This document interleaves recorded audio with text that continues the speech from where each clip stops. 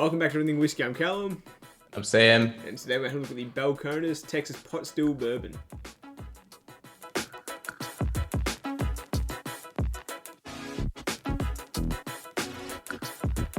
Alrighty, today we were gonna do another kind of crap whiskey, or not crap, but just like more budget oriented. And this isn't expensive per se, but it's definitely like not what I was expecting or planning on buying.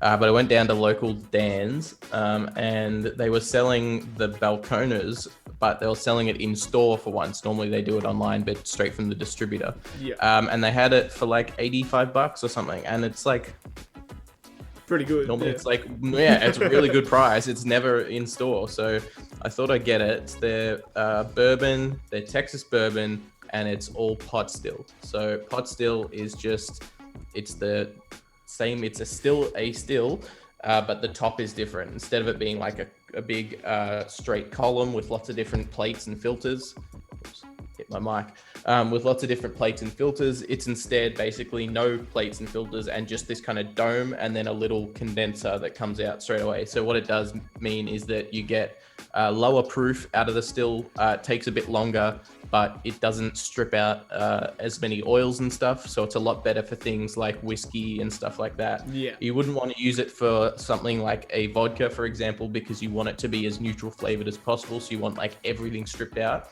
But for something that you want the flavors of the mash bill to be as present as possible, pot stilling is the best way to do it. We should do a pot still versus column still episode when we start making our own, just so we can get a direct comparison and do like a blind tasting. Yeah. But for now, so Balcones, Texas pot still bourbon, 46%. They use their signature blue corn in there as their, the corn part of their mash bill. So 41% of that at least. They also have Texas wheat. They have rye and malted barley. All of it goes through it's called a Forsyth still. It's just a type of pot still, or copper. And that's what they get is this one in front of us. So We're going to go through it. It's, as I said, 46%. It's only 2 years old, and look at the goddamn color. Aging in Texas is just a different goddamn beast. I love how you can do like 12 years in Scotland and it's still... And it looks like lemon juice in water. Like, yeah, it just doesn't. And this is 2 years. And they're not allowed to put any food coloring in America, especially if it's to be called bourbon. They are not legally allowed to put any dye in it. So it is literally all the barrel. Yeah. And it's not like, it's a new charred barrel as well. So it's a new charred... it's a charred new oak, white oak barrel aged for 2 years. So it's very impressive. And from the taste, I've had a tiny taste. It's not lacking in any age. It doesn't taste sharp at all. But yeah, let's get into it. So, I mean, I was going to say, you either love or hate Balcones, don't you? It's kind of like an Isla maybe. In that sense. It's like, I swear people either love it or they just hate the intense flavors that it brings.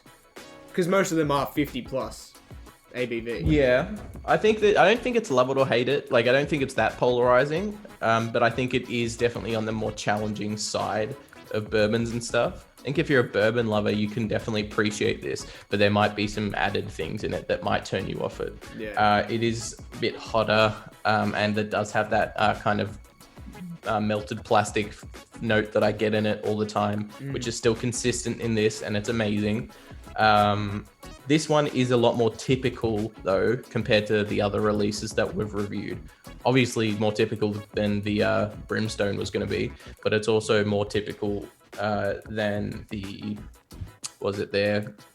signature Texas, one single malt, number one single malt or whatever. So it's definitely more typical, more regular set of flavors than those two. I would imagine the baby blue is probably the most friendly, but I feel like this could be quite a good introductory Balcones. It's still got that Balcones Texas signature on it. or within flavors, but it's also, again, more typical bourbon notes. It's actually kind of rye-ish. Like, it's obviously got rye in it. It's a bourbon, but it's I was gonna say it's the spicy. rye is noticeable. Yeah. Yeah, it's kind of got some heat to it. The nose is dark, like rich, kind of like brown sugar caramel poured over the top of, raisins, but like also kind of some not quite there raisins. What are they called? Muscatels, when like grapes are kind of in that midway point. It's like they're still, I don't know. It's like, I think they're called muscatels. Yeah. It's like when they're in that midway point between being a raisin and or a sultana and a grape. Yeah, you wouldn't. Kind of smells like that. It's super sweet. You wouldn't confuse this nose with anything that's not Balcones. No, like, it's got that Balcones brown sugar. Balcones, yeah, that melted kind of wax, plasticky note. Super sweet, brown sugar. A little bit of earth as well, like. Yeah, there's some nice spices. Turf or something. It's like grass. But it's not like, it's kind of like, it's like maltiness, like maybe like literal like hay, but it's not any. There's not like green notes in it or anything like that. It's just like kind of that kind of like sweetened. You know how what we say with a lot of Space Ides, how we're like, it tastes like a nice bran cereal with, the raisins and the honey and that kind of maltiness. It's like that, but not at all like that. Yeah. It's like, it's got that kind of cereal maltiness, but it's not at all the type of cereal malt funk that you get with scotches. And it's not honey. It's like rich, dark brown sugar. It's more like savory. Also, I don't know, it's just not, it's kind of the same, you describe them as the same notes, but then as you would with a scotch, but they just don't taste anything like the scotch versions of those flavors do. I don't know how to describe it. Like I'm saying, we're using very similar descriptors for what we do for some Space Ides, but it tastes nothing like a Space Ide. I want to get onto the taste. Like there's some, we'll jump into it. Because I reckon this nose is very similar to all the other Balcones that we've tried. It's just dialed back quite a bit, because obviously it's like 5 to 10% ABV lower than the others. So it's dialed back. It's got a lot of flavor. It's got a lot of flavor. That pot still shines through like that. It's more oily. I love Balcones. They can't go wrong. Oh, good. Yeah.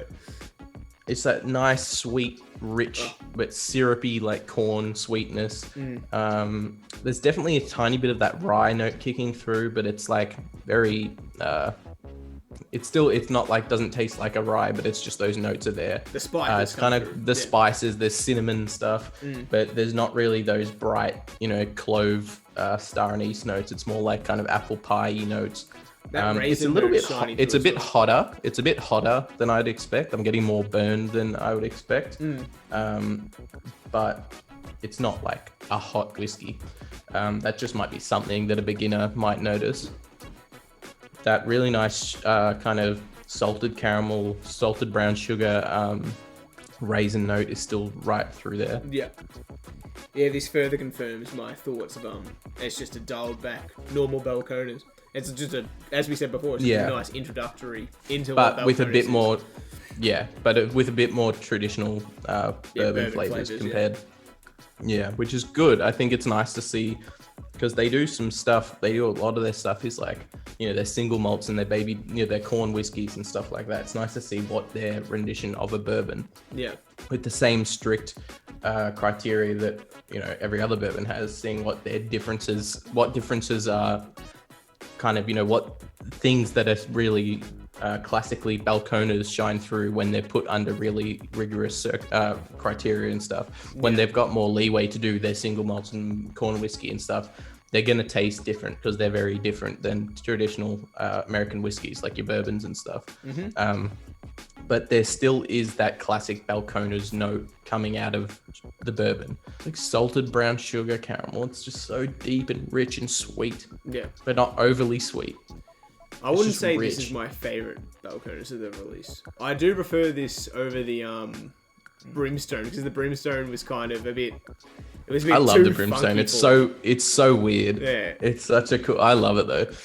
My favorite though is still out of the ones we've tried is still the Texas one. Texas That one is is my number one as so well. good. It's so full flavored. Like this is full flavored, but that is like it's at 50%. I think. I think it's a little 50 bit high. something. 53, I think it is that one. Something like that. Yeah. 52. I don't know, but it's a bit higher, and it's so rich and unique, and it's just goddamn, that's a really really good whiskey. But I mean, but this is not bad at all. This is not. This is I good, got I got really no complaints about this whiskey at all. we're calling this like, well, I'm basically calling this the introductory to Balcones, but as like a bourbon drinker, this is like a really nice bourbon. It's not introductory in that sense. It's introductory into this certain distillery because they have harsher, more cask strength whiskeys. Yeah, they've got more challenging notes and stuff like that. Yeah.